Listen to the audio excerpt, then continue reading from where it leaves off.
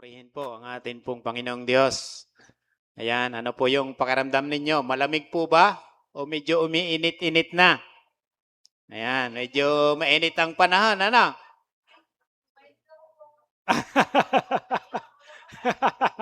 Ganun ba? So, palalamigin ni Lord yan. So, yon. Salamat sa ating Panginoon. Ayan, talagang maganda na yung weather. Ano ba? Ayan, mga ilang araw din tayo na inulan, pero gayon pa man ay naroon ng biyaya ng atin pong Panginoong Diyos. Praise God, hindi po tayo binaha. Tama po? Yan, although mayroong konting nakaranas ng pagbaha sa ibang mga lugar, pero dito po sa atin sa Marikina ay hindi po tayo nakaranas ng pagbaha.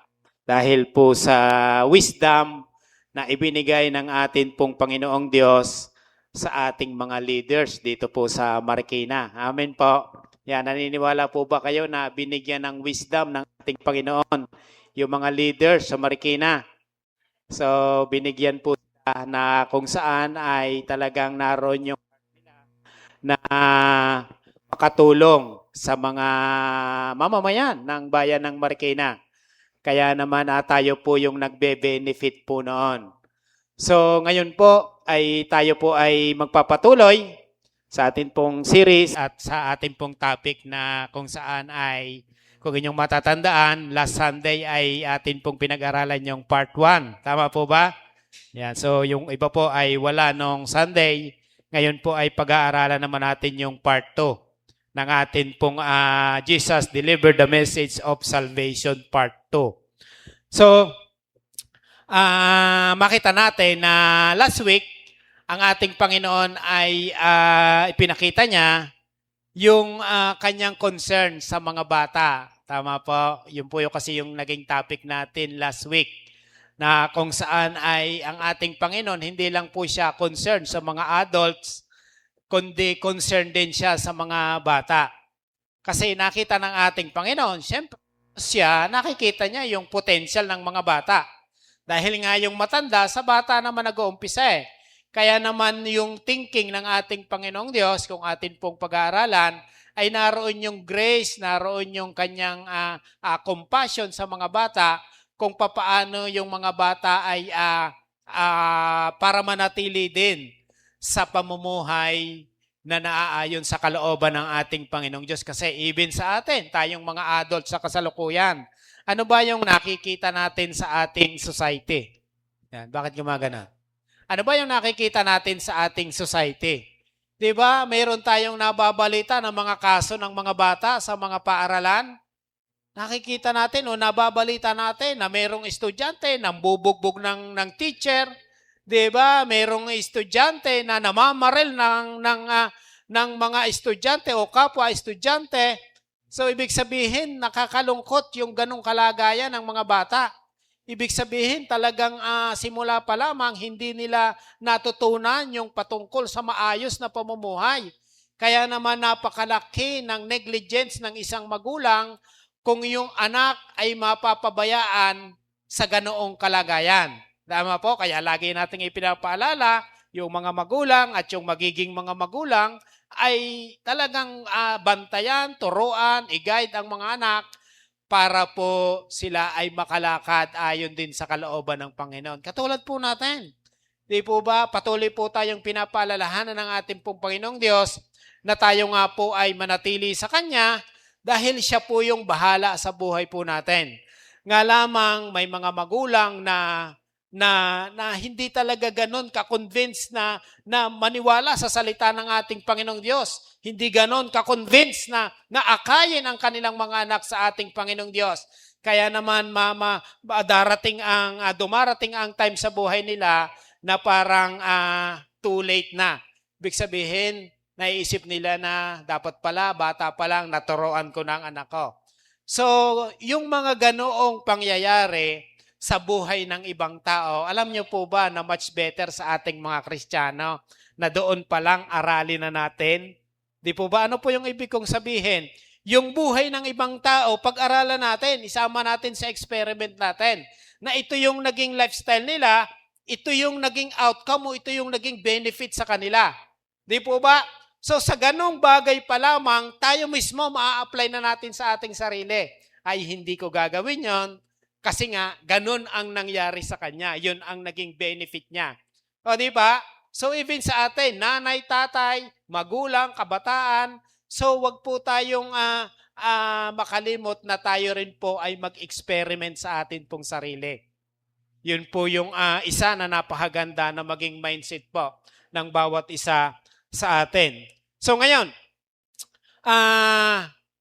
sa atin pong topic today, so itong message na ito na ibinigay ng ating Panginoon ay ipapaunawa naman sa atin na kung papaanong ni-reach out ng atin pong Panginoong Diyos, yung mga bata, ay tayo rin pong mga adult nire-reach out ng atin pong Panginoong Diyos.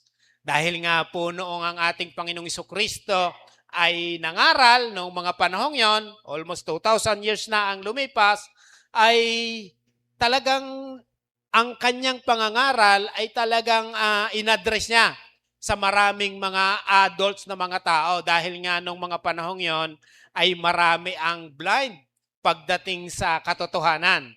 Maraming blind pagdating sa katotohanan, kaya naman ang sabi ng ating Panginoon, para silang tupa na walang pastol. Alam niyo po ba yung tupa? Ang tupa po, kapag ka po wala itong pastol, kawawa siya. Lumalakad siya o pumupunta siya sa kung saan niya gustong mapumunta, pero hindi niya alam na mali na pala yung kanyang napupuntahan o lugar na kanyang napupuntahan. So, ibig sabihin, yung tupa, dahil ang tupa ay isa sa pinakamaamong hayop sa mundong ito, so doon po inihalin tulad tayong mga Kristiyano. At yung tupa rin ay kapag siya ay naligaw, hindi niya kayang bumalik ng sarili niyang kaparaanan. Ganoon ka-vulnerable ang buhay ng isang sheep noon kahit sa kasalukuyan. Kaya naman tayong mga Kristiyano, kapag tayo'y naligaw, mahirap kapag tayo ay bumalik ng sarili natin. Talagang kailangang mayroong mag-i-initiate para tayo ay makabalik sa Panginoon. At siyempre, unang-una, ang ating Panginoon ang gumagawa noon para tayo ay makabalik muli sa Kanya. Pinapalakas niya yung loob ng bawat isa sa atin. So, ganoon kahalaga ang kaluluwa sa atin pong Panginoong Diyos. Ganoon tayo kahalaga sa atin pong Panginoong Diyos. Kaya naman ang ating Panginoon, naghandog siya ng buhay para sa atin. Amen po? Yun po yung napakaganda. Naghandog siya ng buhay para sa atin. Para sa gayon, yung mindset natin mabago, yung lifestyle natin mabago, kasi nga hindi natin kayang gawin na maging matuwid sa harapan ng ating Panginoong Diyos unless na magkaroon ng tinatawag na God's intervention o pakikialam o pangingialam ng Diyos sa buhay po natin. So even sa ating mga magulang, napakahalaga po na yung ating mga anak nga ay atin pong dalhin din sa ating Panginoon. Yan, imaginein po ninyo, umpisahan po natin yung nagme-memory verse ng mga bata rito. Umpisahan po natin doon at tayo na po at ang Diyos na po yung bahala doon sa mga bata. Ang mahalaga lang, dalhin natin dito. Turuan natin sila. Yan, yun po yung isang responsibility ng mga magulang. Now, dito po sa parables na akin pong babasahin, dito nga sa topic po natin today, ay makikita natin kung papaano kung gaano kamahal ng ating Panginoong Diyos, tayong mga tupa at even yung mga nawawala sa kawan ng ating Panginoon ay gano'n na lamang ang pagmamahal ng ating Panginoong Diyos sa Kanya. So ito po yung ating pag-aaralan. Ito po yung matatagpuan natin sa Book of Luke. Meron po ba kayong mga Bible? Makibukas po tayo sa aklat ng San Lucas. Ayan, Luke chapter 15, verses 1 to 7. So, ito po yung pinahayag ng ating Panginoong Jesucristo sa kanyang mga tagapakinig. So, sige po, maaari po ba tayong tumayo? At ito po yung ating pong pag-aaralan. So Luke chapter 15, verse 1 to 7, ito po yung sinabi. Sabi po sa English Standard Version, "Now the tax collectors and sinners were all drawing near to hear him. And the Pharisees and the scribes grumbled, saying, 'This man receives sinners and eats with them.' So he told them this parable. What man of you, having 100 sheep, if he has lost one of them, does not leave the 99 in the open country and go after the one that is lost until he finds it? And when he found it, he lay it on his shoulder, rejoicing. And when he comes home, he calls together his friends and his neighbors, saying to them, 'Rejoice with me, for I have found my sheep that was lost.' Just so I tell you, there will be more joy in heaven over one sinner who repents than over 99 righteous persons who need repentance." So, purihin po yung salita ng ating Panginoong Diyos. Tayo po muna ay manalangin at humingi ng guidance sa ating Panginoon. O Father God, pinupuri ka namin at pinapasalamatan. Father God, salamat po sapagkat kami ay muli dinala mo sa lugar na ito. Ang layunin mo, O Diyos, ay mapakinggan namin at mapag-aralan ang iyo pong mensahe na iyo pong ipinagkaloob sa amin today. Kaya sa oras na ito ay dalangin namin na kayo po ang patuloy na mag-guide sa bawat isa sa iyong mga anak. Kayo ang patuloy na magturo sa bawat isa sapagkat ang bawat mensahe mo na ipinagkakaloob sa amin ay mayroong kang layunin. At ang layunin ito ay napakahalaga at sobrang beneficial sa bawat isa sa amin. Father God, maraming salamat po. Patuloy na kayo lamang ang mag-glorify sa lahat ng amin pong ginagawa at sa amin pong mga gagawin. O Father God, sa iyo pong mga salitang ito, we pray na ito po ay bigyan mo ng power sa lahat ng iyo pong mga anak at ito'y manatili sa puso ng bawat isa. Salamat po aming Ama, sa iyo po namin ipinagkakatiwala ang kabuuan ng pag-aaral namin ito sa tanging pangalan ng aming pong Panginoong Hesus. Amen. Amen. So sige po, makakaupo na po ang bawat isa. So pansinin po natin. Ang topic po natin today ay the shepherd's deep desire to seek the lost. So dito sa parable na ating binasa kanina, makikita natin na ang nais pakahulugan ng atin pong Panginoong Diyos, yan po ay tumutukoy sa kahalagahan nga po ng isang sheep o ng isang tupa ng atin pong Panginoong Diyos dahil tayo mismo, tayo ay precious sa paningin o sa harapan ng atin pong Panginoong Diyos. So gagawin ng shepherd ang lahat ng kanyang makakaya para lamang sa kanyang mga sheep. Kasi alam nyo po yung shepherd, like for example, literal na shepherd na siya ay nagpapastol sa kanyang mga tupa.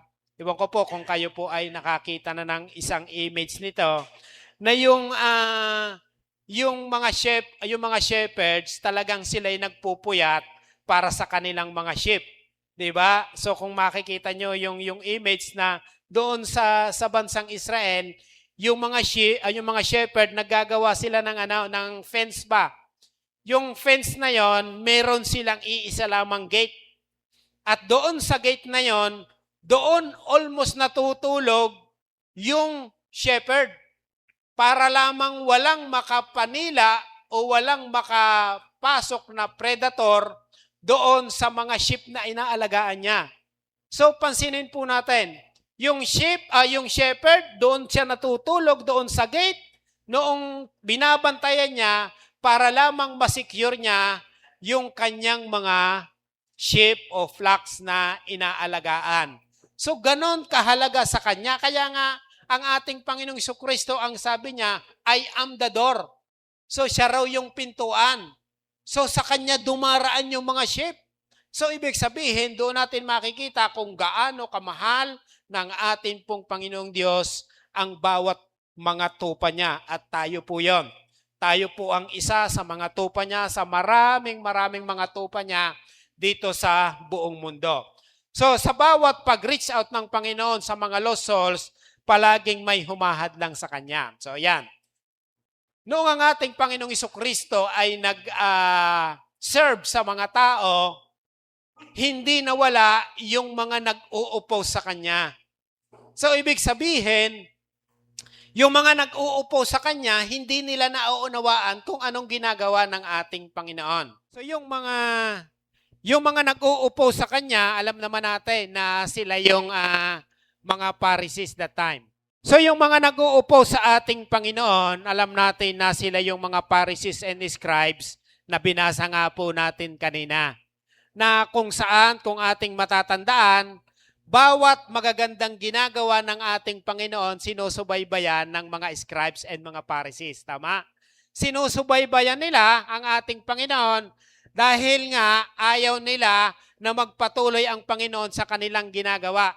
Parang naroon yung kanilang jealousy. Kasi nga, noong unang panahon, sila yung kinikilala sa Israel Sila yung kinikilala ng mga tao, ng mga tagapag-akay, papalapit sa ating Panginoong Diyos. Pero nung dumating ang ating Panginoong Jesucristo, iba ang ipinapangaral ng ating Panginoong Jesucristo sa kanila. Ibig sabihin, nirebuke ng ating Panginoon kung ano yung pamamaraan at ginagawa nila sa mga tao. Kasi nga, yung mga Pharisees, naging legalistic sila. Naging legalism sila that time. Parang para sa kanila, sila lamang ang tama. Para sa kanila, sila lamang ang banal. Yung mga tao, parang wala nang ginagawa na nakakalugod sa ating Panginoong Diyos. So, ganun ang thinking nila. Ngayon, nung dumating ang ating Panginoon, binago yon. Ipinaunawa talaga ng ating pong Panginoon sa kanila kung ano ang layunin ng ating Panginoong Diyos, kaya ipinapangaral ang salita niya dito po sa lupa sa ating pong mga tao. So, makikita natin na sila, yung mga Pharisees, sila yung nag-uupo sa ating pong Panginoong Jesucristo. Kaya dito sa parable, makikita natin na kung papaano nag-upos yung mga tagapagturo ng kautusan. At yun nga, yung mga Pharisees, yung mga Scribes that time, sila yung pinagkatiwalaan na nagpapahayag ng 5 books of Moses. Kasi that time, wala pa naman ang New Testament. Nung nangangaral ang ating Panginoong Jesucristo sa kanila, wala pa yung New Testament, hindi pa yun nasasalin. Ang Biblia nila hindi pa po katulad dito. So ibig sabihin, yung mga Pharisees at mga Scribes, sila yung pinagkatiwala ng ating Panginoon na mangaral sa mga tao, pero mali naman yung kanilang way ng pamumuhay. So, ibig sabihin, sabi ng Bible, tama yung ipinapangaral nila. Yes, kaya kinukuha nila sa scrolls, tama. Pero yung way ng pamumuhay nila, hindi makita ng mga tao sa kanila. So, ibig sabihin, ligaw pa rin.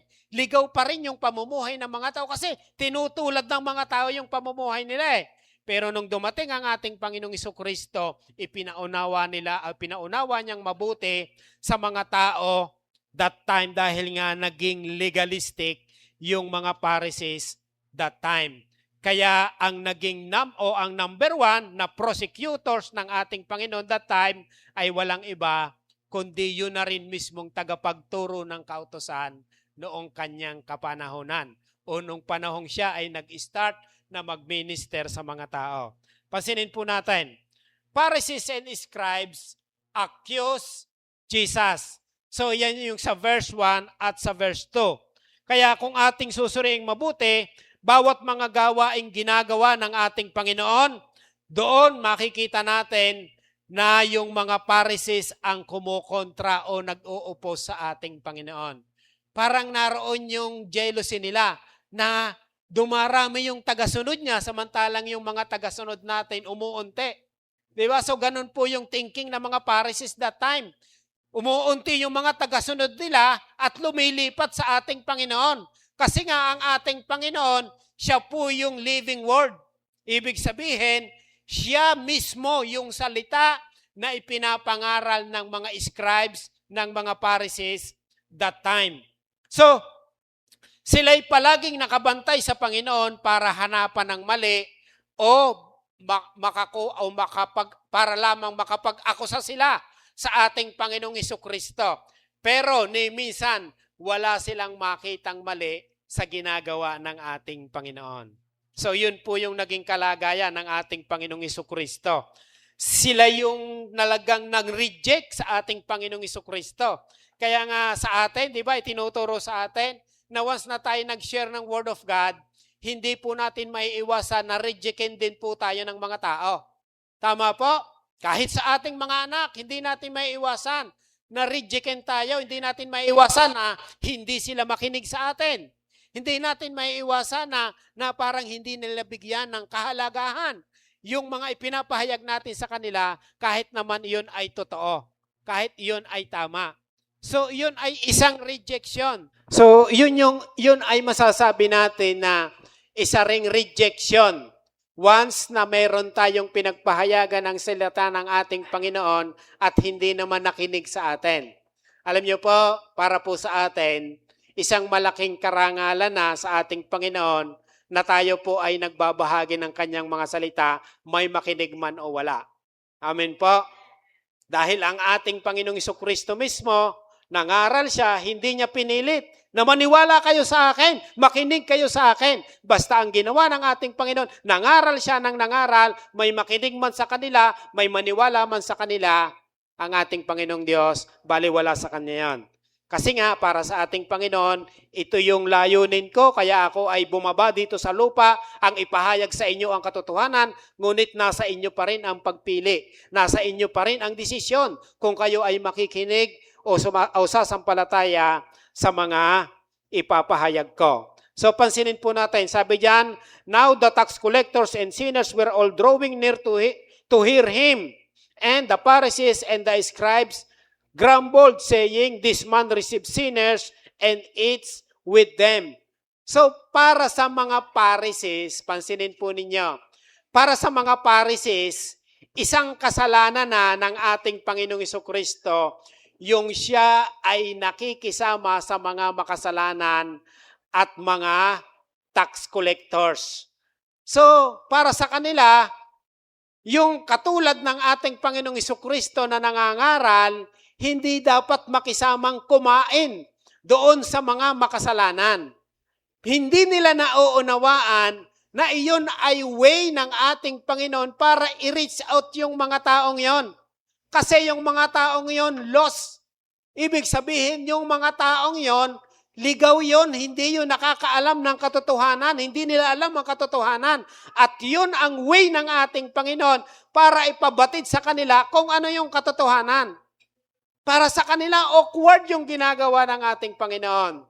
Pero para sa ating Panginoon, ito ang mission ko.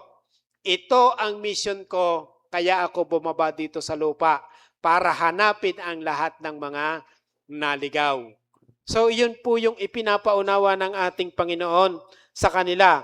Kaya makikita natin na way pa lang ng pananalita ng mga Pharisees at mga scribes, parang sila lang yung holy, parang sila lang yung tama.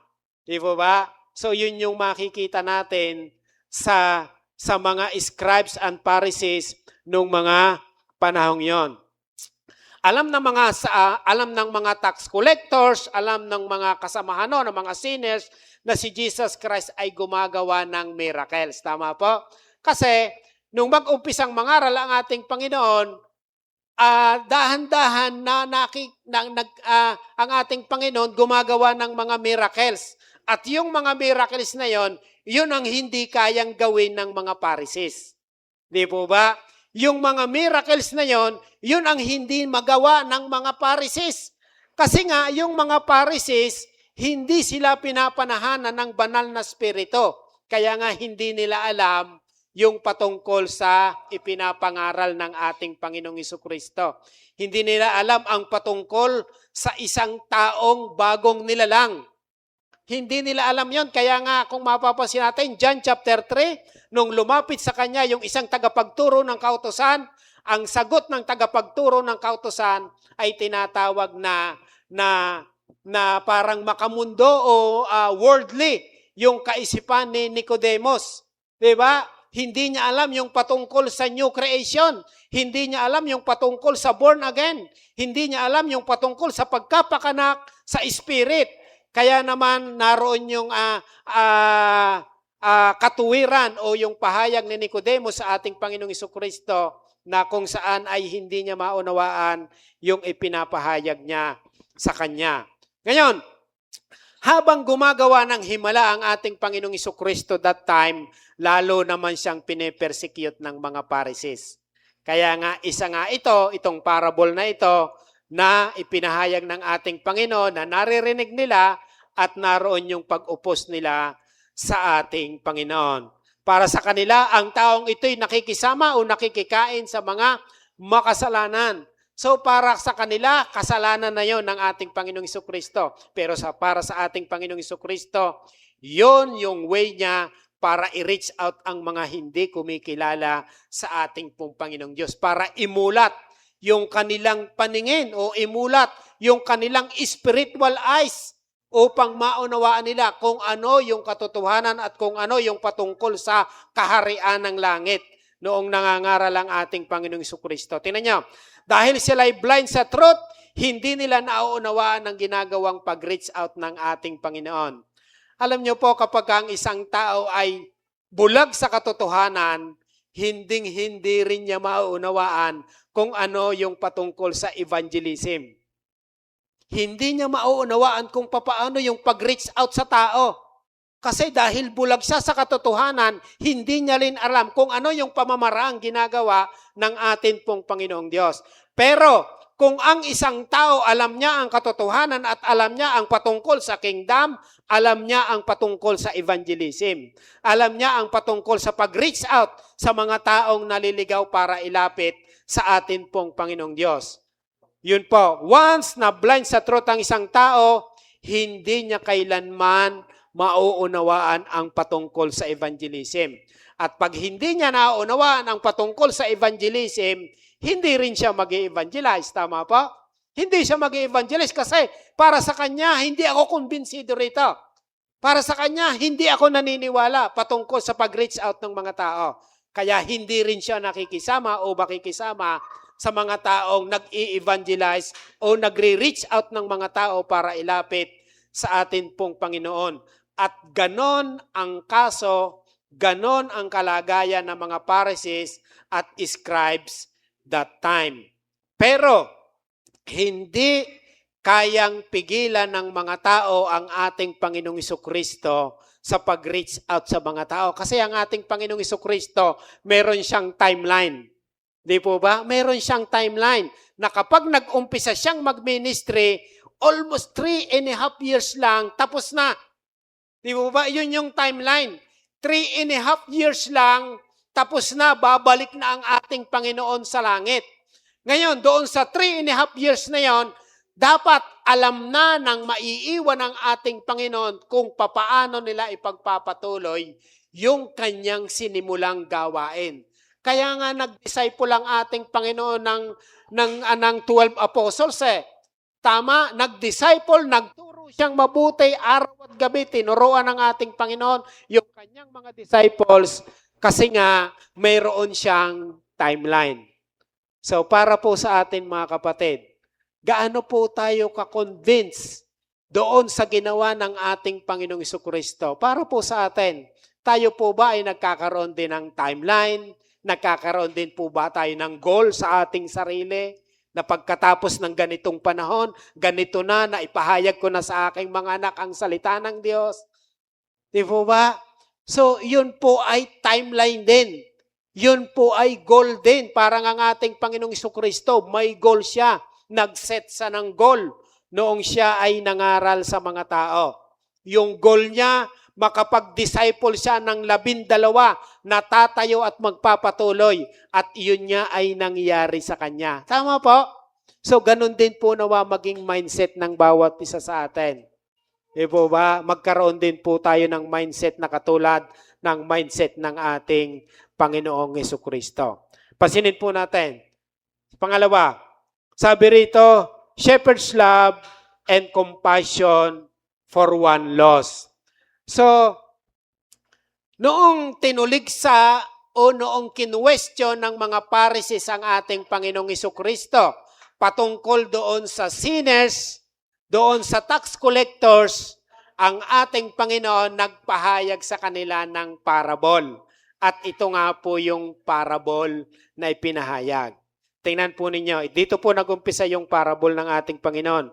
What man of you having 100 sheep, if he has lost one of them, does not leave the 99 in the open country and go after one that is lost until he finds it? And when he found it, he lays it on his shoulders, rejoicing. Pansinin po natin, dito inumpisahan ng ating Panginoong Jesucristo yung parable o yung paraaw talinhaga para ipaunawa doon sa mga opposition o sa mga prosecutors niya na papaano kung mayroon sa inyo na mayroong 100 tupa at naligaw ang isa. Ano ang inyong gagawin? So, ibig sabihin, even yung mga Pharisees, nais ng ating Panginoon na maunawaan din nila.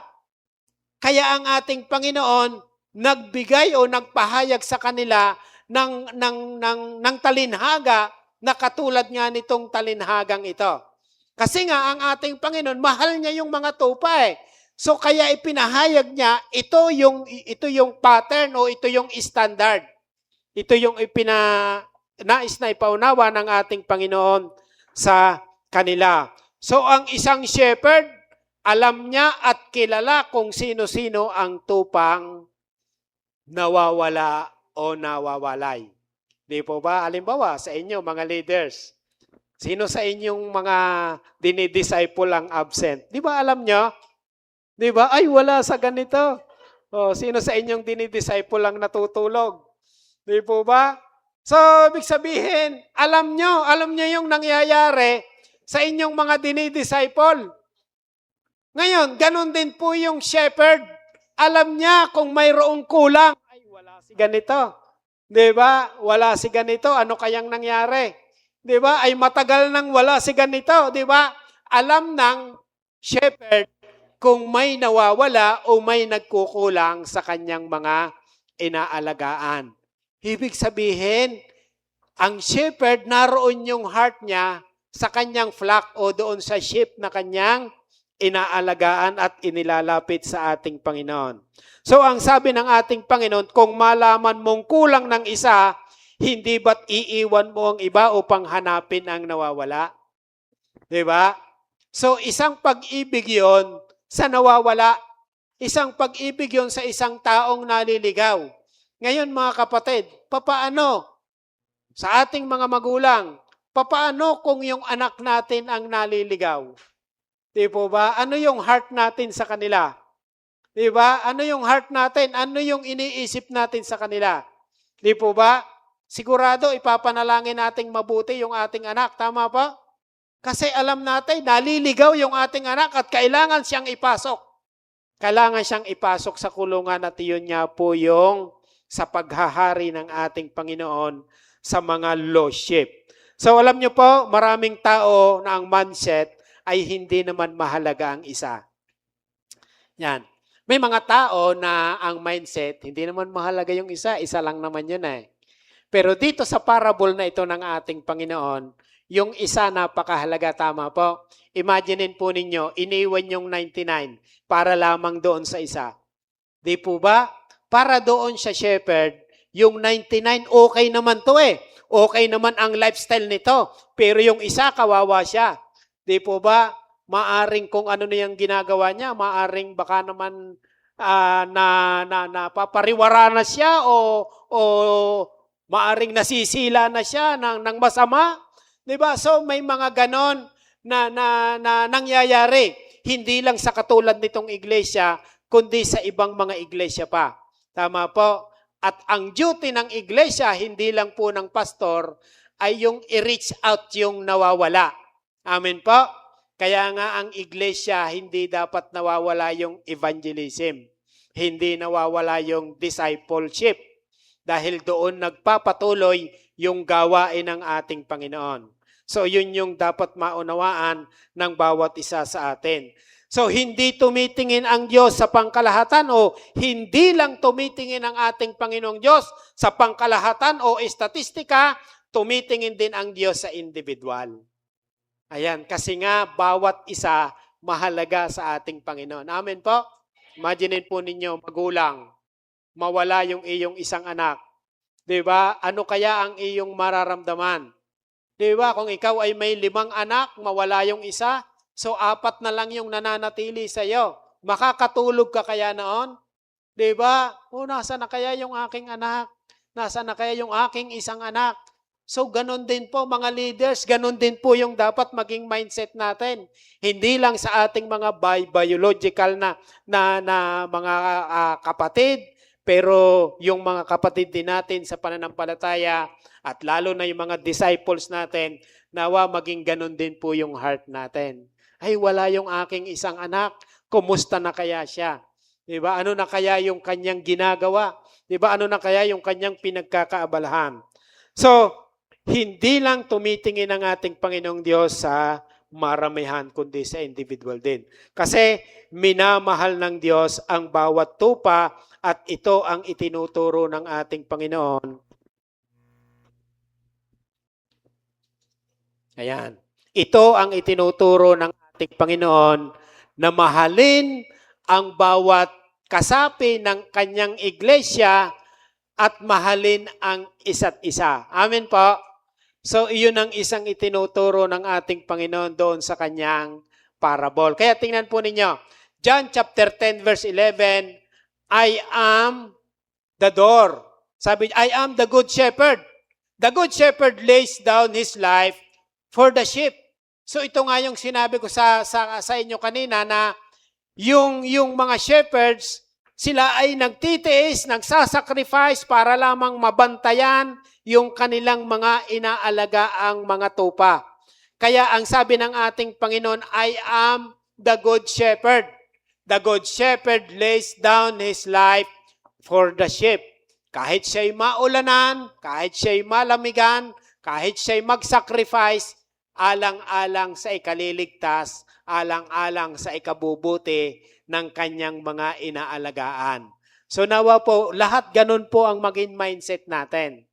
Nawa lahat ganun po yung maging mindset ng bawat isa sa atin. Huwag nating isipin ay ordinaryong Kristiyano lang naman ako eh.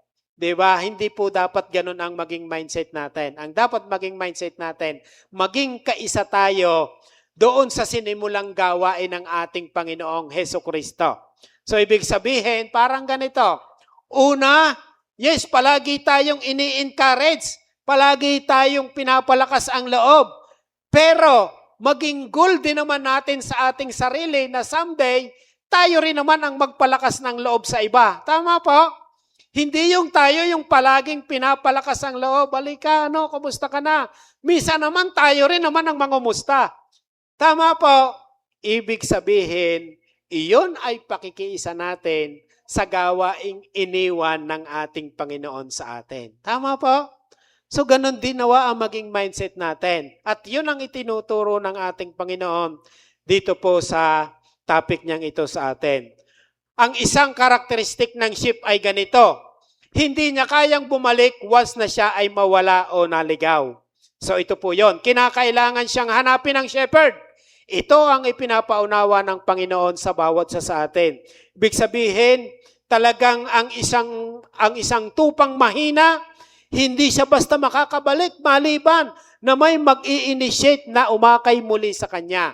At unang-una na mag-i-initiate noon ay walang iba kundi ang ating Panginoong Diyos sa pamagitan ng kanyang banal na espiritu. At tayo namang mga anak niya, mga disciples niya, tayo yung susuporta sa gawain ng ating Panginoon na kung saan tayo yung magfa-follow up, tayo yung magre-reach out doon sa nakikita natin na sila'y nahihirapan na makabalik sa atin pong Panginoon. So, ibig sabihin, minsan ganito lamang po yung dahilan nung mga naliligaw, ang dami ko ng kasalanan, nakakahiya nang bumalik sa church. Diba? So, tayo yung magbe-break noon sa isip nila. Huwag mong isiping ikaw ay makasalanan, ako makasalanan din. Pero dahil sa biyaya ng ating Panginoon, kaya niyang makapanatili tayo. At kung tayo'y magdidesisyon, makakapanatili talaga tayo. Huwag nating isiping marumi tayo sa harapan ng ating Panginoong Diyos. Nilinis na tayo ng dugo ng ating Panginoon. Kaya may karapatan na tayo ay lumapit sa Kanya. At huwag nating isipin na tayo marumi at hindi nakarapat dapat sa ating Panginoon. Kaya nga laging itinuturo na umiwas tayo sa anumang mga bagay na makapagpapahina sa loob natin at makapagpapalayo sa ating sa presensya ng ating Panginoon. Tama po? Alam nyo po, tingnan nyo. Once na ganon ang naging thinking natin, maaring yon ay gamitin na rin ng masama para lalo tayong ilayo sa Panginoon. Pero kung lalakasan natin ang ating loob, diba? Kung lalakasan natin ang ating loob, nagkasala nga tayo, pero nariyan naman yung palaging paghingi natin ng tawad sa ating Panginoong Diyos. At laging itinuturo sa atin na yes, hindi natin maiwasan na tayo ay magkakasala. Diba, may pagkakataong hindi natin inaasahan, tayo ay nagkasala sa ating isip, sa ating salita at sa gawa. Pero nariyan ang ating Panginoon. Siya'y laging nakahanda na tayo lumapit sa Kanya. Lapit lang tayo ng lapit sa Kanya. Kung papaanong tayo'y palaging nakakagawa ng pagkakasala, palagi rin tayong lapit ng lapit at hingi ng tawad sa Kanya. Tama po? Hindi natin maiiwasan na may pagkakataon makagawa tayo ng pagkakasala sa isip natin, sa salita natin, 'di ba? Pero laging ipinapaalala ng ating Panginoon sa atin, lagi siyang naririyan para sa atin. Inalis na nga niya yung tabing 'di ba? Yung mga narapag-ara, inalis na niya yung tabing, yung namamagitan doon sa sobrang banal, doon naman sa holy place. Inalis na niya yon, di ba? Sa ating mga previous na mga topics, na yung tabernacle, meron yung division, yung Holy of Holies, may division yung place of holy. So, yun, nung mamatay ang ating Panginoon, sinira na yon para malaya na tayong maka-access sa Panginoon. Dahil tayo'y tinubos na niya, kung tayo may makagawa ng pagkakasala, malaya tayong makalapit sa ating Panginoon. Dahil iyon na nga yung ginawa niya para sa atin. Di po ba? Siya na yung tabing, siya na yung sumira, siya na yung pumalit doon sa tabing na yon. Lapit tayo kay Jesus Christ upang tayo ay tanggapin ng ating Panginoong Diyos na nasa langit. So, isipin natin, tayo po ay co-laborers ng ating Panginoon para sa mga lost sheep. Amen po. Hindi lang po pastor, hindi lang po elders, lahat po tayo. Diba? Lahat po tayo, mga kapatid. Pansinin po ninyo. Ayan. So, tingnan po ninyo. And I have other sheep. Tingnan po ninyo yung thinking ng ating Panginoon nung siya ay nangaral sa mga tao that time. Sabi diyan, and I have other sheep that are not of this fold. I must bring them also, and they will listen to my voice. So, there will be one flock, one shepherd. So sabi ng Panginoon, mayroon pa akong ibang mga tupa na wala pa sa kulungang ito. Kinakailangan sila'y ipasok ko rin at papakinggan nila ang aking tinig. Sa gayon, magkakaroon ng isang kawan na may isang pastol. So, dyan sa pahayag na yan ng ating Panginoong Kristo, ibig sabihin, dahil siya ay nasa langit na at tayo na ang iniwan sa ministering ito, ina-address din po yan sa atin. Di po ba? Kinakailangang ipasok ko rin yung iba. So, yung pagpapasok na yon, ibig sabihin yung pagiging kabilang ng isang tupa sa gawain ng ating Panginoon, yung kabilang, yung isang tupang naliligaw para maging kabilang sa kawan ng ating Panginoon, kinakailangang may mag-reach out sa kanila at ang magre-reach out na yun ay walang iba kundi tayo. Amen po. Tayo. Hindi lang po mga pastor and elders sa mga iglesia. So ito ay nagpapakita na walang kakayahang na maghanap ang isang tao sa Diyos. Laging ang Diyos ang nag-i-initiate sa isang tao para lumapit sa Kanya. Tayo ay mga co-laborers ng atin pong Panginoong Diyos. Naniniwala po ba kayo doon? Ayan, sabihin nga po ninyo sa inyong katabi, co-laborers ka rin, co-laborer ka rin. Yan, lahat po tayo, co-laborer ng ating Panginoon. Ibig sabihin ng co-laborer, tayo'y kasama na tagapagtrabaho sa gawain o sa ubasan ng atin pong Panginoong Diyos. So, pansinin po natin. Yan. Sabi po dyan, if we are already in Him and continue to abide in Him, the Lord will also use us to reach out of those who are lost and lead them back to Him. So, pansinin po natin, kung tayo'y nananatili sa ating Panginoon, pansinin po natin, tayo rin ang gagamitin ng ating Panginoon para ilapit yung mga lost sa Kanya. Di po ba? Tayo rin ang gagamitin ng ating Panginoon na yung mga naliligaw ay ilapit sa Kanya.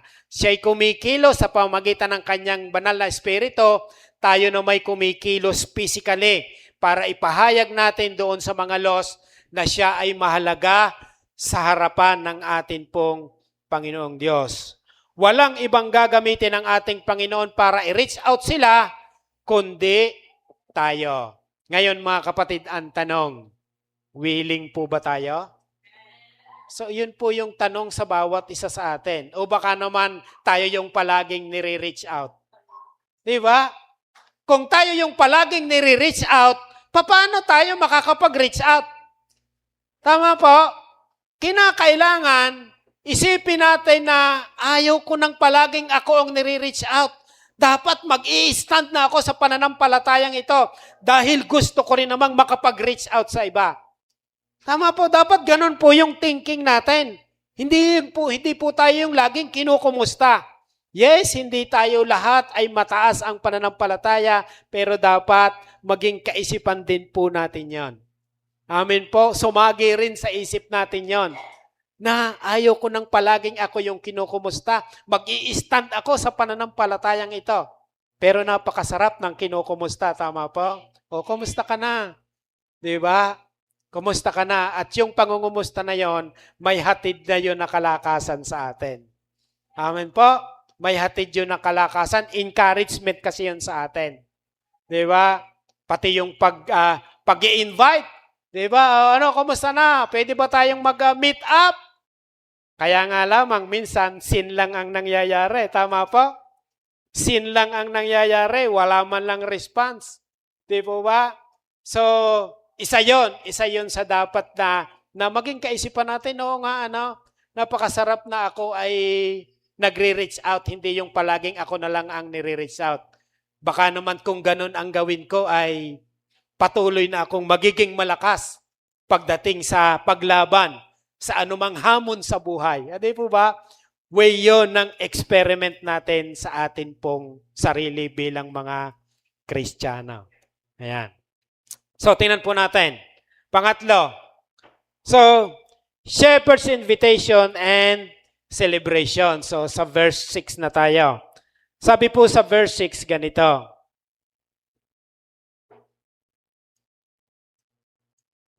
Sabi sa verse 6, and when he comes home, he calls together his friends and his neighbors, saying to them, rejoice, rejoice with me, for I have found my sheep that was lost. So, ganito yung nararamdaman ng isang shepherd once na matagpuan na niya yung isang taong nawawala.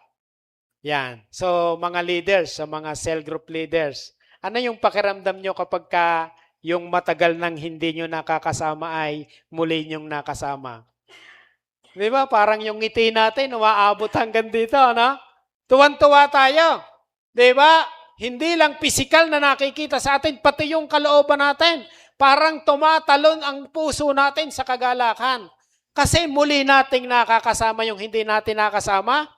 Muli nating nakakausap yung hindi natin dati nakakausap. Di ba?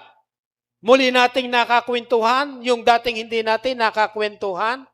So napakalaking kagalakan sa puso natin once na ganun po yung nangyayari sa atin. Kaya nga, ito yung isa na napakagandang picture para sa isang shepherd o sa isang small congregation na katulad nito. Sabi ng Panginoon, once na ito'y matagpuan ng shepherd, tatawagin niya itong kaibigan. So ibig sabihin, manunumbalik yung kanilang relationship, 'di ba? Magiging mas maayos yung kanilang kwentuhan, kumustahan, kasi nga muling nanunumbalik yung nawawala. 'Di ba? Muling nanunumbalik yung naligaw. So, makipagsiya kayo sa akin sapagkat natagpuan ko na ang aking hinahanap. Alam niyo po ba yung parables na yon? May karugtong pa yung isa eh. Pero iisa lang yung meaning na sinasabi roon. 'Di ba? Parable of the lost coins. 'Di ba? Yung 8 to 10, mapapansin natin na kapag nawala yung isang coin ng babae, sisindihan niya ang ilaw, wawalisin niya ang paligid ng kanyang kwarto hanggang sa kanyang matagpuan.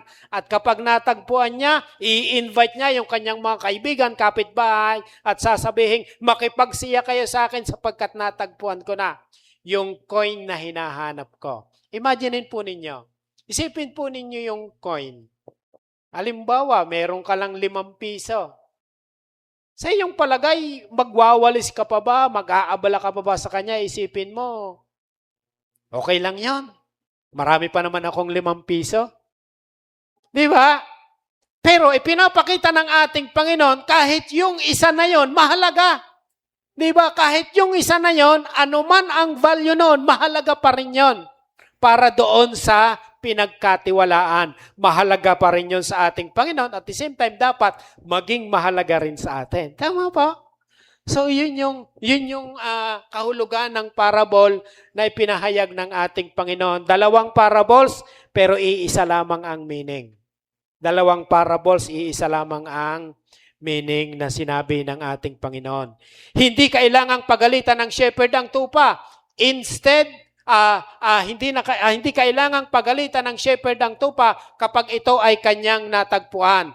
So anong dapat gawin o ano yung ginawa? Sabi ng ating Panginoon, binubuhat niya ito at tatawagin kaibigan. So ibig sabihin, naroon yung extra caring. Wow, bago to. Pero pag tumagal ka na, hindi na ganyan ha. Di ba?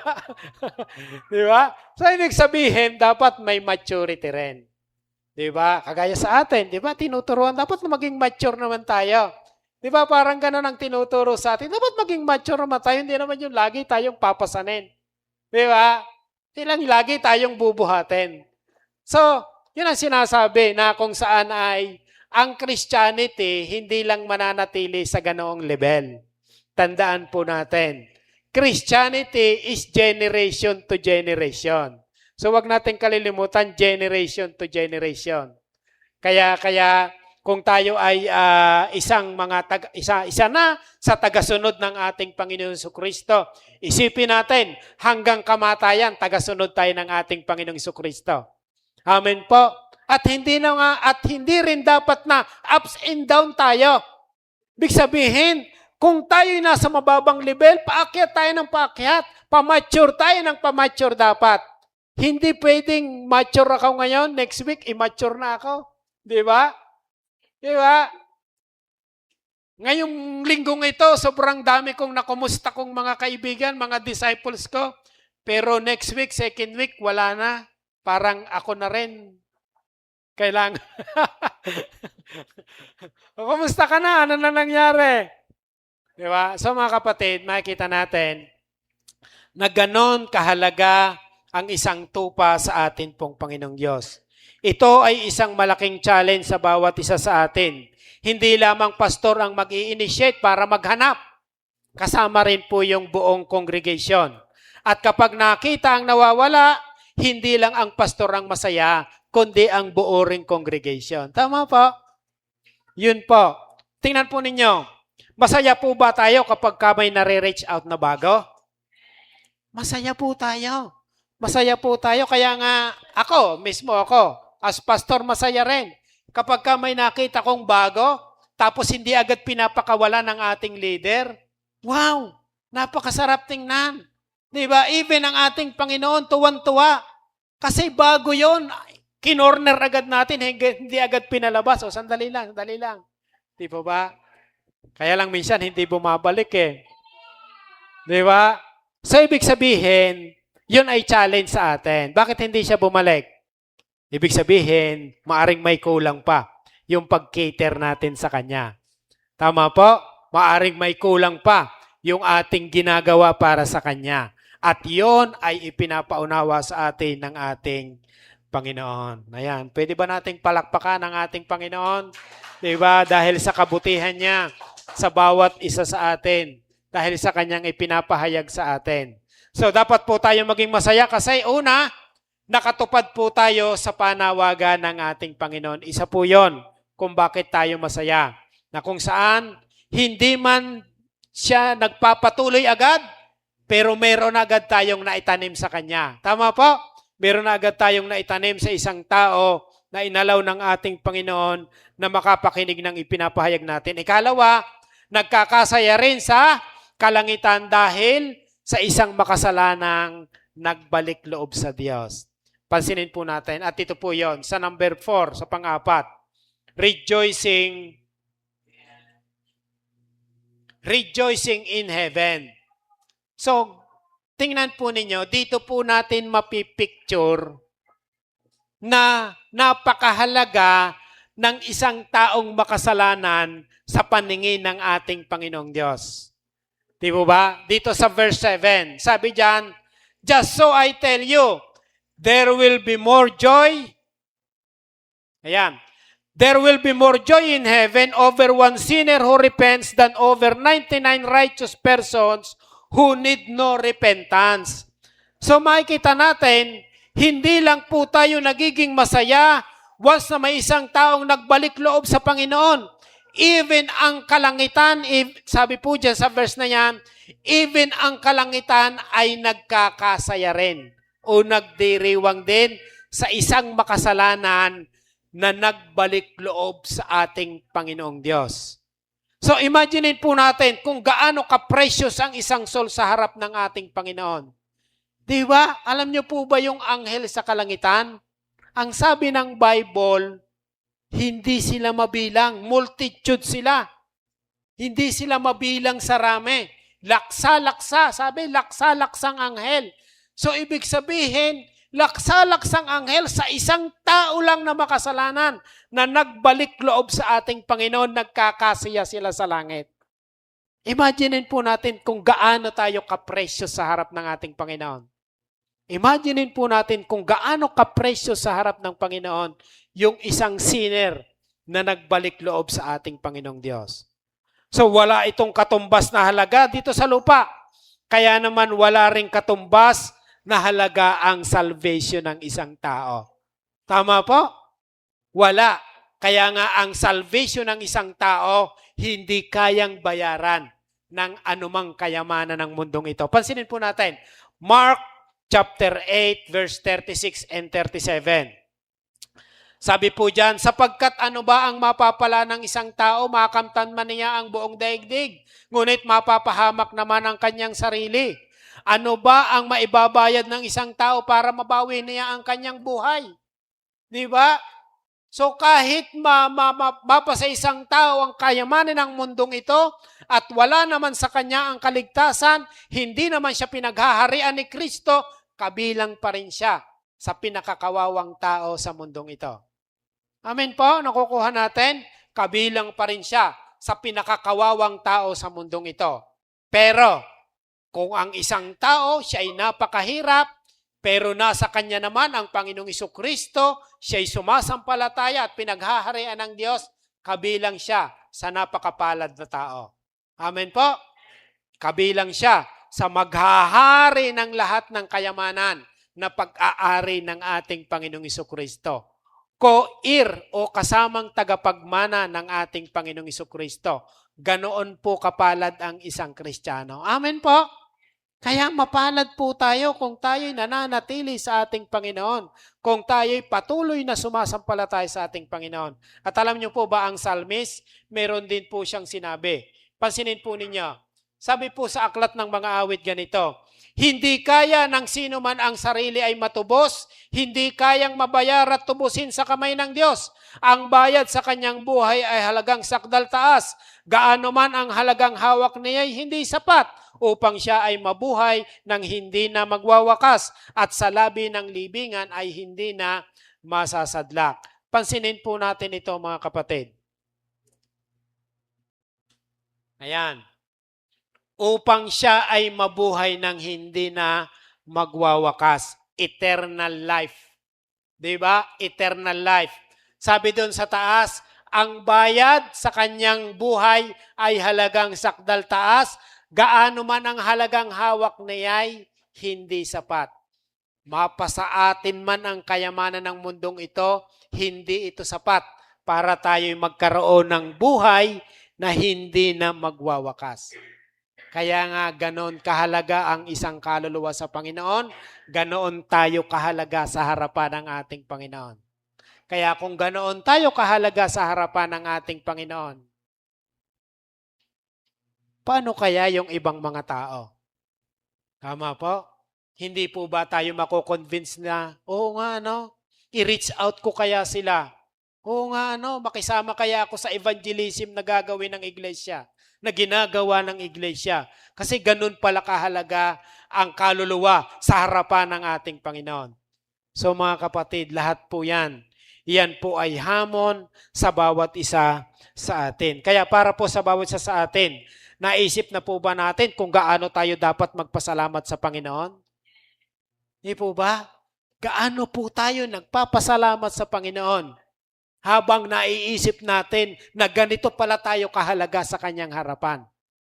Wala nga tayong ibinayad na anuman ay tama po? Wala tayong ibinayad na anuman para tayo magkaroon ng ganitong kalagayan sa harapan ng Panginoon. Kaya marapat lamang na gano'n na lamang ang dapat pasasalamat natin sa ating Panginoong Diyos. At the same time, gano'n na lamang din dapat ang desire natin para i-reach out din naman natin yung mga taong wala pa sa pinaghaharian ng atin pong Panginoong Diyos. Parang hindi po enough na magpapasalamat lang tayo sa Panginoon. Dapat din nating ialay ang ating buhay sa ating Panginoon. Amen po. Dapat nating ialay ang ating sarili sa ating Panginoon. So, ang pakikiisa natin to reach out the lost ay isang gawain na nagpapakita na tayo'y nagpapasalamat sa ating Panginoong Diyos. Alam niyo po ba, isang parang way ng pasasalamat natin sa ating Panginoong Diyos, yung tayo ay nakikiisa sa pakikibahagi o pagbabahagi ng kanyang salita sa iba. Tama po, isang way yon ng pagpapasalamat natin sa kanya. Kasi nga, kinahabagan tayo ng ating Panginoon. Di po ba, hindi ba dapat kahabagan din natin yung iba? Di po ba, yun yung itinuturo ng Panginoon sa atin dito na kung saan gano'n na lamang ang kasiyahan ng mga anghel sa langit, gano'n na lamang ang kasiyahan ng mga nilikha doon sa kaharian ng langit para sa isang makasalanang nagbalik loob sa Diyos. So tayo rin po nawa ganoon. Tayo rin po nawa na ganoon din kasaya dapat at ganoon din ka-eagerness na tayo po ay maging kaisa sa ginagawang pag-reach out ng ating Panginoong Diyos sa ating mga tao. So bilang pagtatapos mga kapatid, tingnan po natin. Ayan, one soul is precious to God. Ayan, sige po, tayo po ay tumayo. Kaya naman, sabi po dyan, we as church should celebrate transformed lives. The purpose of evangelism is not merely increasing the number of saved people, it is participating in the heaven's joy. Yan, pakikiisa natin sa kasiyahang nangyayari sa kaharian ng langit. Kaya po tayo'y nakikiisa sa evangelism, nakikiisa sa pag-reach out sa mga tao.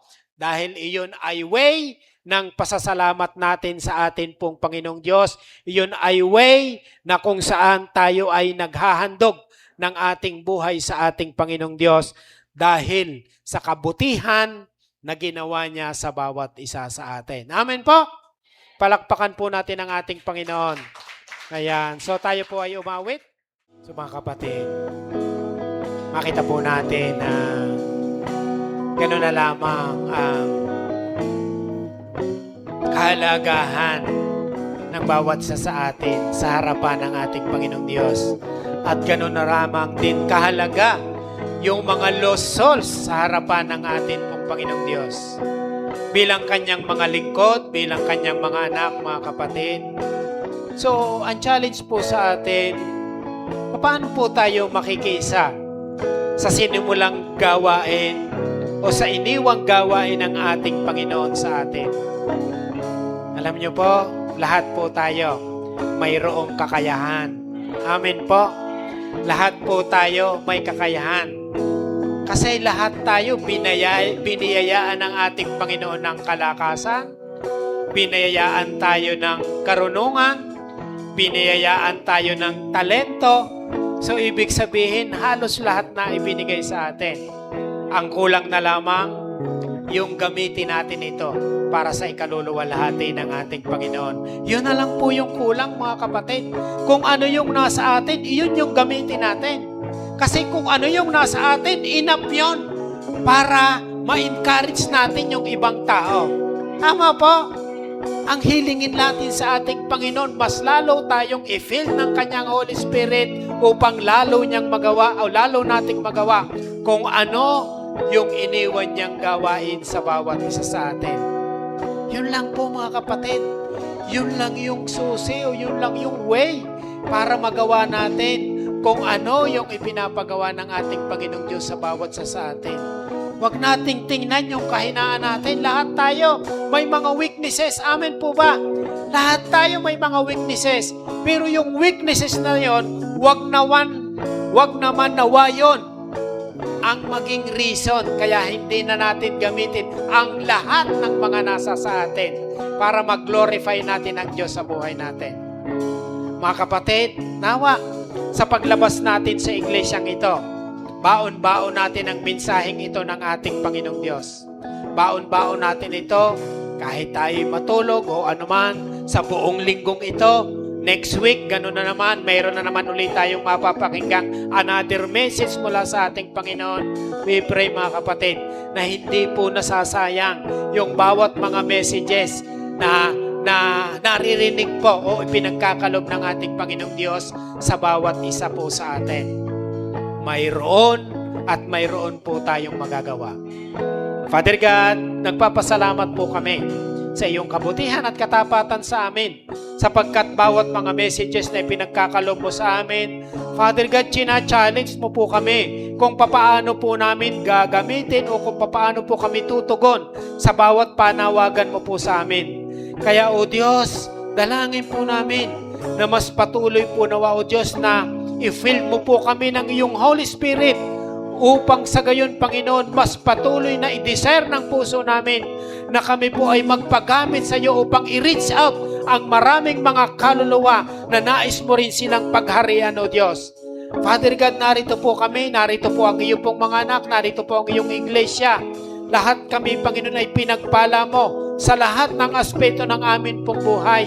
Yes, may mga weaknesses kami, Panginoon, pero ang lahat ng ito isinusurrender namin sa iyo dahil ikaw ay Diyos na mapagbiyaya sa amin. Isinusurrender namin sa iyo ang mga kahinaan namin upang sa gayon makita namin yung mga biyaya at pagpapalang ipinagkakalob mo sa amin na ito po ay enough na para gamitin namin upang i-reach out namin, O Diyos, ang maraming mga kaluluwa. Father God, tulungan mo po nawa ang bawat sa amin. Huwag mo po nawang hayaang maging mahina kami. Huwag mo po nawang hayaang mapuno ng takot ang puso namin. Bagkus, Panginoon, patuloy na punuin mo po ng kagalakan ng puso namin upang sa gayon, aming Ama, malayang magawa namin kung ano yung gawaing ipinagkatiwala mo sa amin. Salamat po, Panginoon. Salamat po, aming Diyos.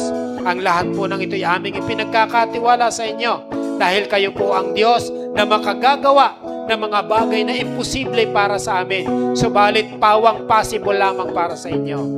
Salamat po aming Ama, pinupuri ka namin at pinapasalamatan sa tanging pangalan ng aming Panginoong Isus ang lahat ay magsabi ng Amen, Amen.